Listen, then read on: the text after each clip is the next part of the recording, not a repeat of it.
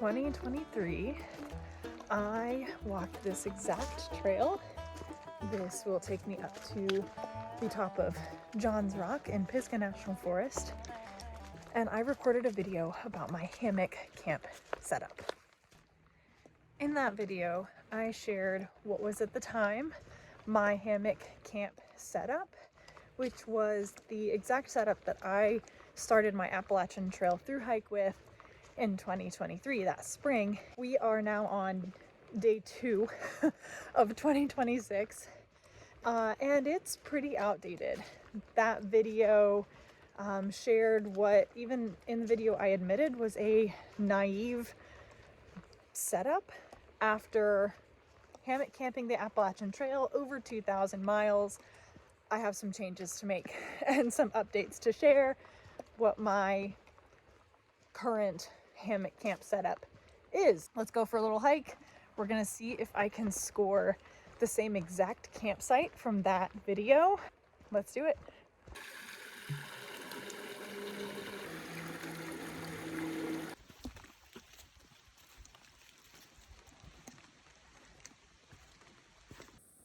Got up here to the big intersection of Cat Gap, reconnecting with the Johns Rock Trail, so that's what we're gonna go up. But I've probably done maybe 60%, a little over half of the elevation, but I still have a fair bit to go. And something I'm recognizing is that my muscle memory in my legs is stronger than my aerobic capacity right now. So my legs are carrying me up the mountain at what is such a normal pace, and my lungs are like, wait, we've been in an off season for 3 weeks. We've been sitting on the couch. Take it easy.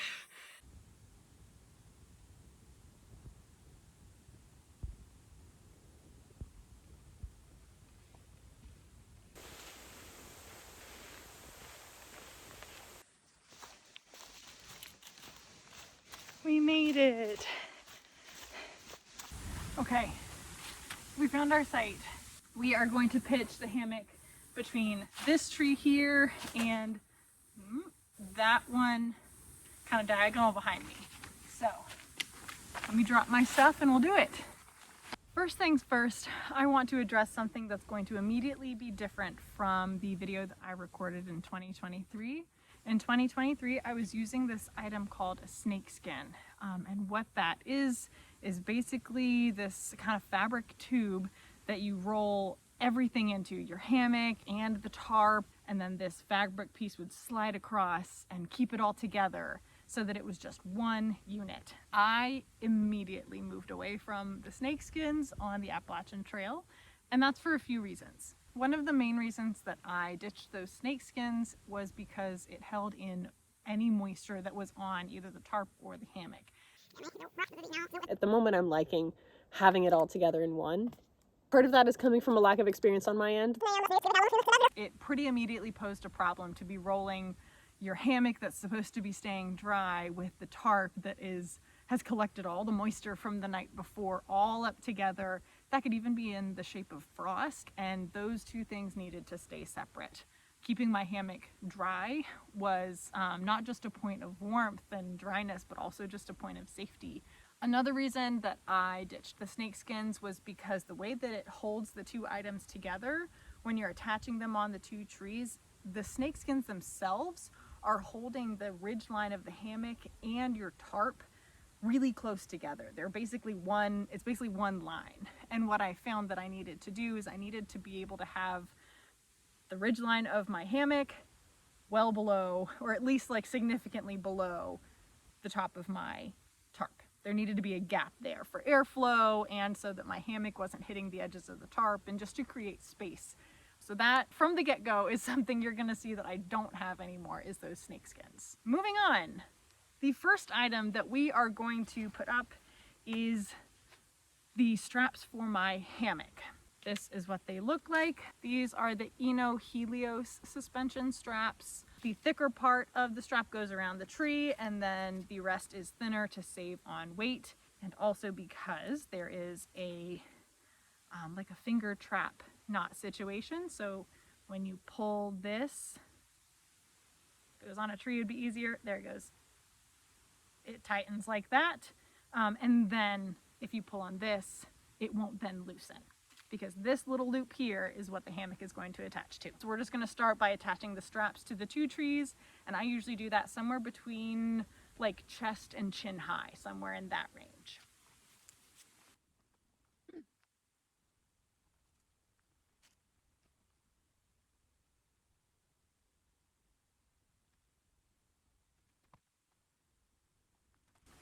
Now, something I also did there is I kept in mind the slope of the ground. This is a fairly flat site, but the back tree, whoops, that one, is a little bit lower than the front tree. So where I put the strap on this tree was roughly chest high.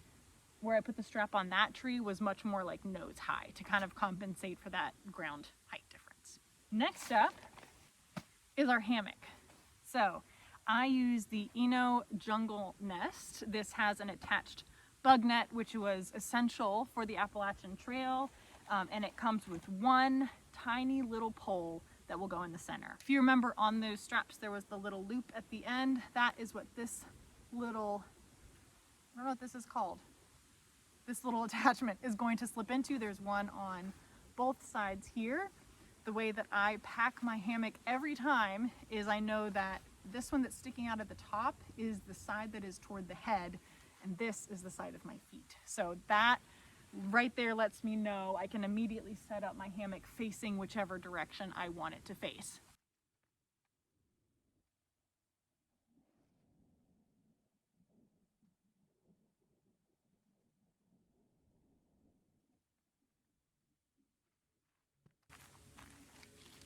Okay, there is the hammock. Next up, I'm going to go ahead and put this pole in here. There's just two little sides that snap together, and it's a little loop. And if you can see right there, there's a line that goes up and down over top of the hammock. That's right there kind of toward the head of the hammock itself. This will go slide into that little hole there, and it will just keep the hammock nice and wide so that when I get in, the sides aren't falling down on my face, making me claustrophobic. It's just giving space inside the hammock.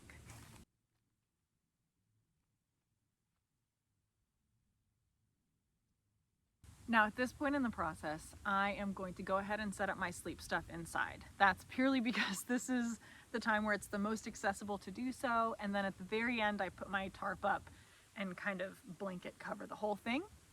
So we're going to switch really quickly to my sleep system.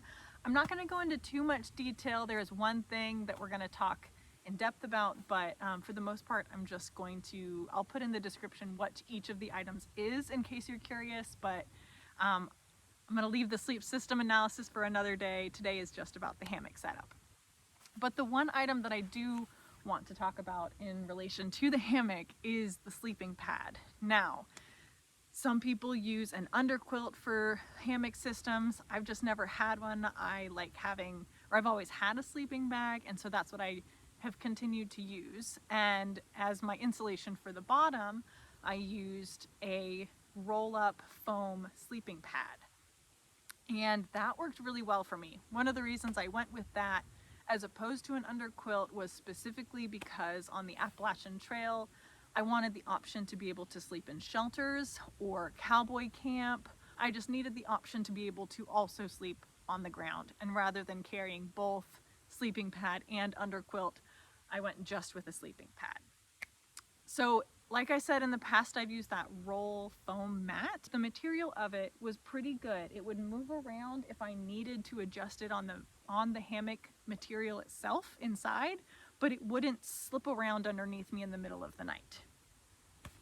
That said, this year for the holidays, Santa brought me a Thermarest Neoair Xlite NXT. This is going to be very different. This material is much more slippery than the foam mat that I'm used to. So this is also going to be a test to see how an inflatable mattress does for me in a hammock. We're just going to put in my sleep system. So hang tight.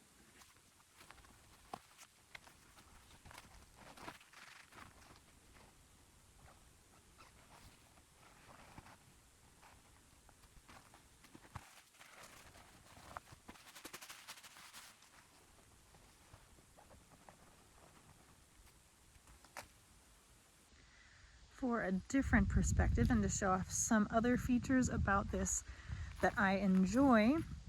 One, this is how I hang my pack. It keeps it off of the ground and protected from rain or runoff as well as critters.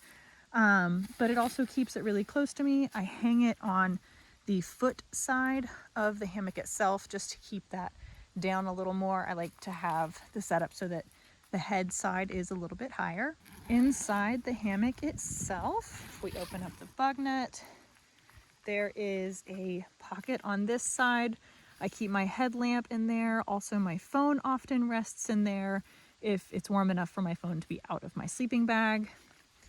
This is what my little sleep system looks like. Up top here, the ridge line of the jungle nest hammock is accessible from the inside of the hammock itself. And I like to hang things as like an organization system. So this is my little ditty bag. I have my headphones, and in the evenings as well, often I will hang my socks maybe further that way away from my head so that they can air out as well. The next item is my tarp, and this is the item that has changed the most. My pad is the main thing that got upgraded, and it got upgraded on the Appalachian Trail very quickly. I rewatched my own hammock camp video from 2023 this morning in prep for making this one, and even in that video I admit that it's a bit of an ignorance is bliss setup. Don't have the rain experience yet.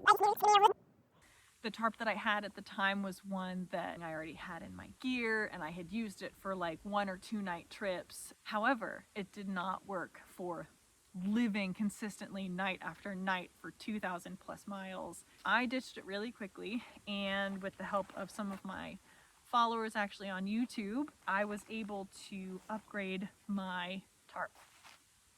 This is a Dyneema tarp. Let's set this tarp up and then we'll talk a little bit more about the things that I love about this tarp. The way that I put my tarp in the bag every time is so that pretty quickly I have my first guy line. Something else that I purchased to make this whole setup faster is a fly. Or a stinger, I think is what they're called. I will again link this below. But this piece right here makes for a fast setup.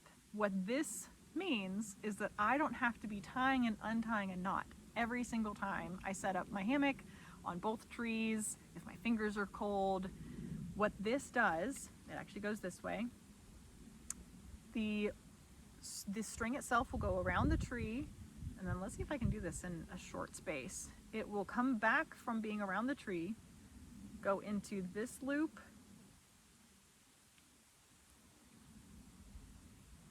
that loop.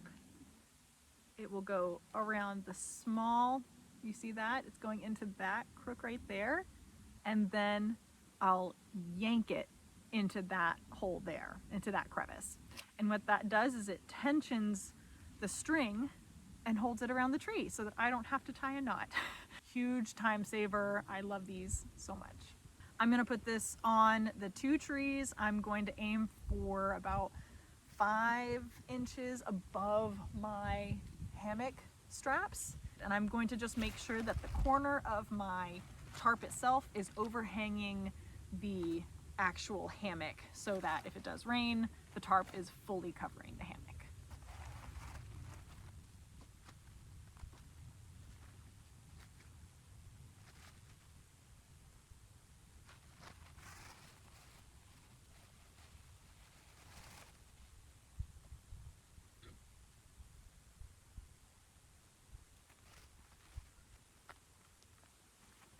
Okay, so now I'm gonna take these stakes. I don't know where I got these from. I have 4 for each 4 side. I don't carry an extra. So far, I have never lost one. So I'm going to take each of these and tension out the 4 corners of the tarp.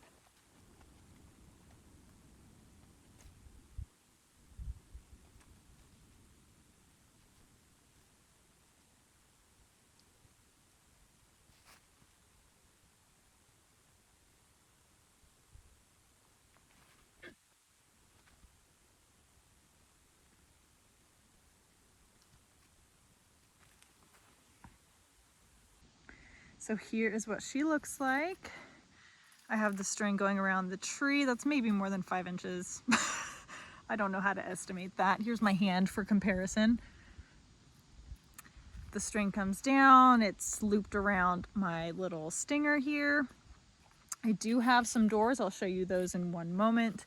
And then each of the strings comes down, it's right here, connected to the stake in the ground. These each have a fast release here, so I can loosen it really quickly by lifting that, and then I can tighten it really easy just by pulling that string there. So this is what she looks like.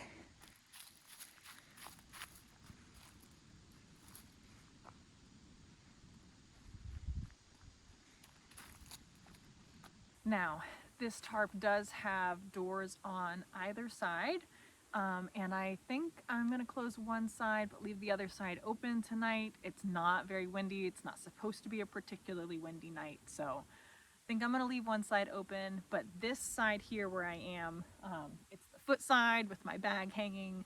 I am gonna close it because the main trail is in front of me here. So just for the sake of privacy, I'm gonna close this side. So to close these doors, I am going to unroll them. They are currently rolled up on either side with a little tie. So we're going to untie all 4 of these. It will open up, it'll be like a triangle piece that comes down with another string at the bottom, and then that string will get sent, each side will come down and will go to opposite side, what are those called? Stakes. So I'm gonna go ahead and bring down the doors and stake them out, and then I will show you a close-up so you can see a little better.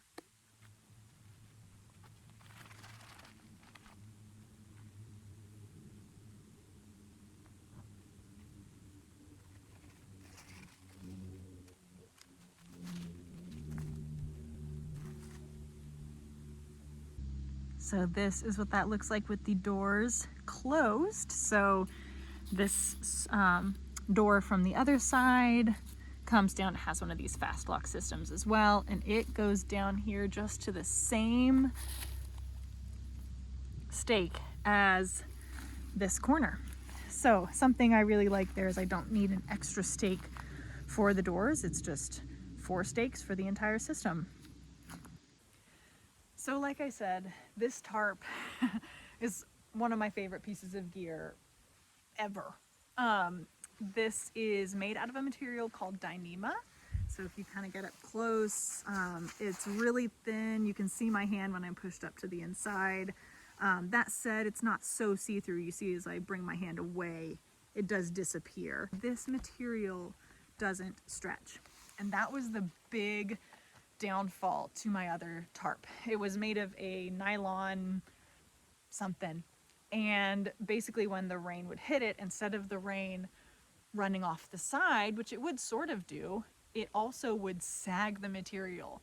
And so it was collecting water and holding on to it. And this tarp, if it was to rain tonight, I can grab one of these sides and shake it, and maybe it's a little damp, but water does not hold on to this material. So that means that I'm not carrying it, it's not potentially getting other things wet, and it's definitely keeping me dry and safe inside. So this tarp was some big bucks, I'm not gonna lie, but it was so worth it. So why do I hammock camp? I think the first and foremost reason is that I sleep really well in hammocks, and I always have. When I was in middle school sometime, I got my first hammock, and I loved it so much that I immediately started camping in it, and I even put eye bolts into like 2 adjacent walls in my like childhood bedroom, and hung the hammock in my room, and I slept in it for like 9 months as a kid because I just love sleeping in hammocks. I like the fact that my feet are slightly elevated. I know a lot of people complain about the banana effect. I think that depends a little bit on the hammock itself, what kind you get. I think it also depends on if you're using a sleeping pad and what kind. I also have found a way to sleep on my side. I've just found what's comfortable to me. I also like the fact that the hammock system is like a suspended system in the air. That allows for a lot more campsites than a tent. I don't need a perfectly flat, square piece of ground.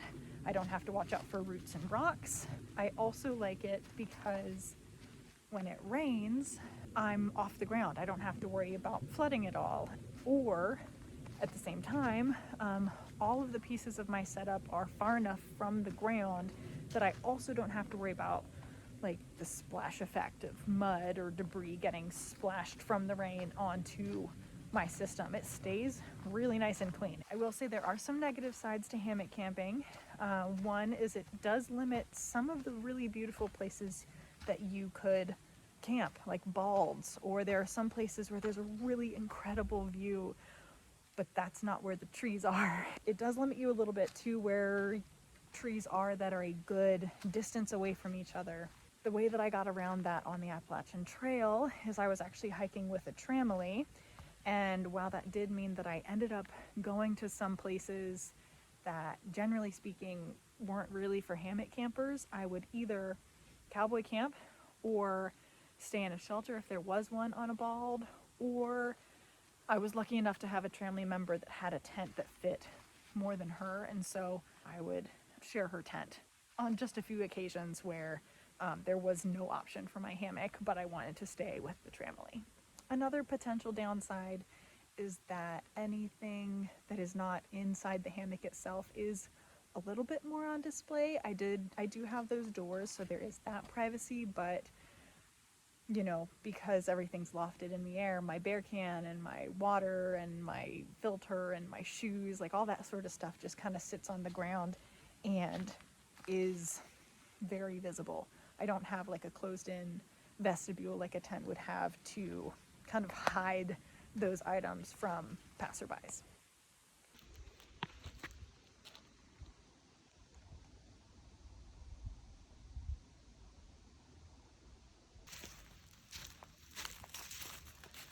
Home sweet home.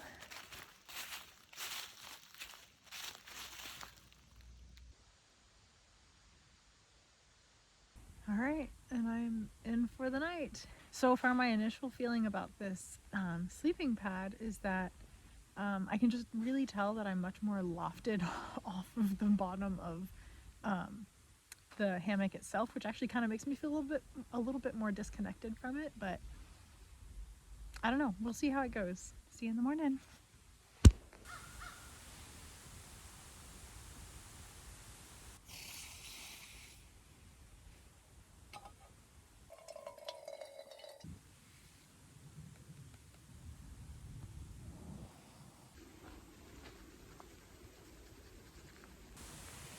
Good morning.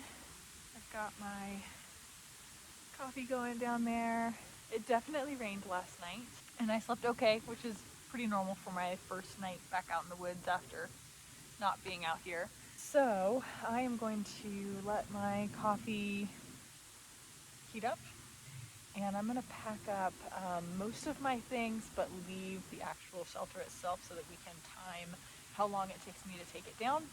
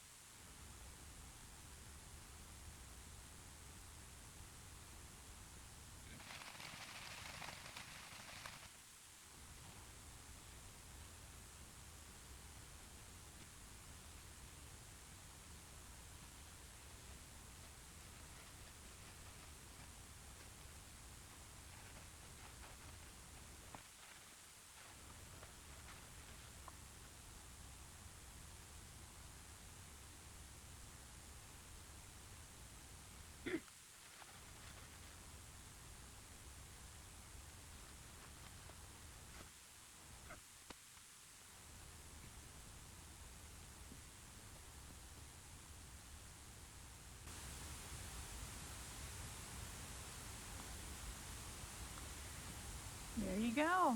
That took me just shy of 5 minutes to pack up.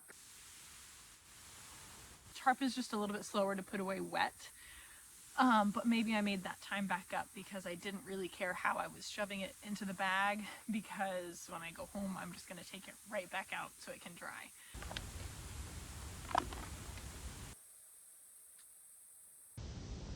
Bye, campsite. I'm not gonna lie, it's actually more than I expected to see. Thought I was completely socked in. I thought it was gonna be a wall of white, but that's actually really beautiful. So I'm not even taking my pack off. I'm just gonna stand here and drink my coffee and ogle at it, and then we'll meander our way down the mountain.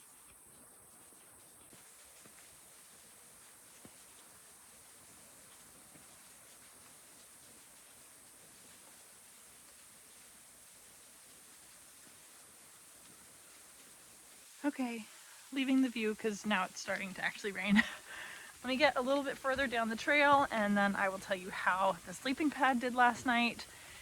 And then we can also go over a couple of common FAQs for hammock camping.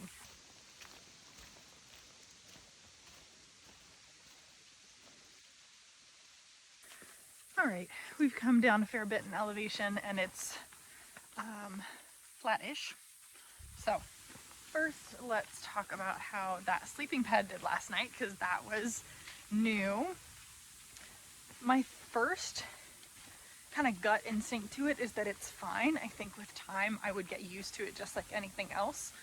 The main thing that stood out as being different to me in practice is just the height difference. So whereas my foam sleeping pad is like that thin, this pad was like like a huge jump up. And that's fine. Actually, what that meant is that I could tell a very visceral difference, that it was keeping me like immediately warmer than my foam pad had. But it also means that like when you find the edge of the mat, you really find the edge of the mat. It makes a really big difference. And it wasn't until somewhere around midnight I actually shifted off of the mat, and it did the thing where it like slid, and it didn't like cartoon like whoop, like slip out from under me, but it shifted and it went to an angle. I just like pivoted my body and fell back asleep. But I could imagine that being worse. When I woke up this morning, had shifted down, so the top of the mat was like at my shoulder blades. And that's not too bad of an issue, but that's only because it wasn't that cold last night. I think if I was to keep using it, I would just need to play around with it some more and get it a little bit more figured out. It was okay. It wasn't as bad of slipping around as I think I had it in my head it was going to be. But really that loft is the kicker to me.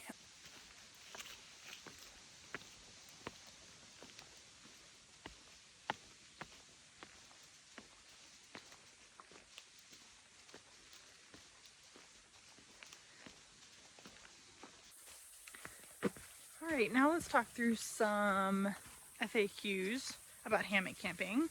Two really big ones I feel like I've kind of already covered. Oops, we have stairs. There they are.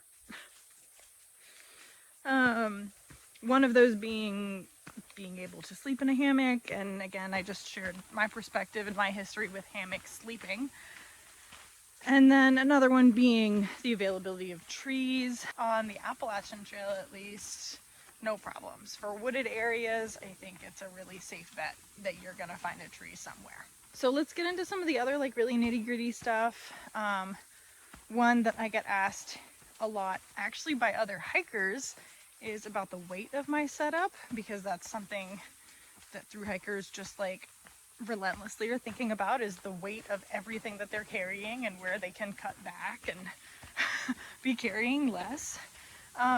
My setup, I'm not remembering at the moment exactly how much it weighs. I'll put it right here, but It basically comes in league with other lightweight tents. It's not an ultralight setup, but I don't necessarily have ultralight gear. The Tarp is. The Tarp is definitely ultralight, but the hammock itself is not like the most ultralight. There's definitely companies that make more lightweight ones, as well as the straps. And again, like I mentioned when I was setting it up, I have no idea where those stakes came from. Maybe there's something lighter out there.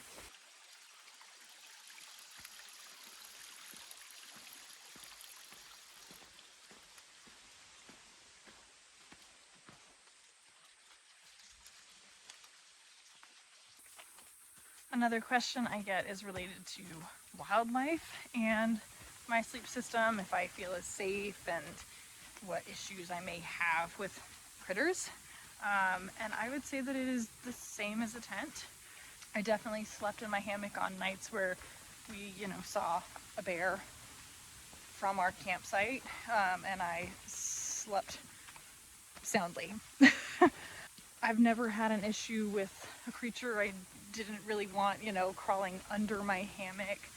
Probably something crawled under while I was sleeping. I'm sure, mice are scurrying through, a snake might have passed through. Probably while I was sleeping, things were passing by underneath me like a little highway, but nothing that was ever concerning. And as far as like other animals go, because I had the mosquito netting, I never had to worry about like little flying creatures. I never had little gnats and things like that in my hammock. I never also had any issues with mice crawling on the lines that lead to the trees. I never had anything like crawl onto my setup either. I felt perfectly safe. I do feel perfectly safe.